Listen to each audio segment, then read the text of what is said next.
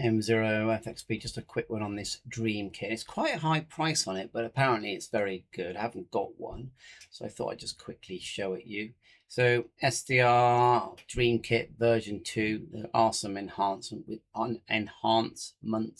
It's also an SDR, device that you can connect to your PC. RF in there on this side. That's the screen. Looks like, what do you reckon that is? Probably 4.3-inch screen, touch screen. All the modes here, all the bands, so it's pretty good. It's covering from 100 kilohertz right up to 2800 megahertz. You've also got 450 kilohertz here, bandwidth, AGC, built-in battery, 5000 milliamp hours. Nice neat package, touch screen, good reviews on that it works, and unusual that you can cover all the bands. Normally it either do HF, but it won't do VHF, UHF. This one seems to do everything.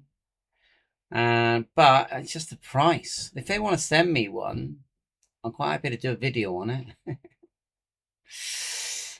Thanks so much. I think, with discount, you're still looking £300 or more on this. Bye for now. 7-3. Catch you on air. Let me know if you have one. 7-3. All the best.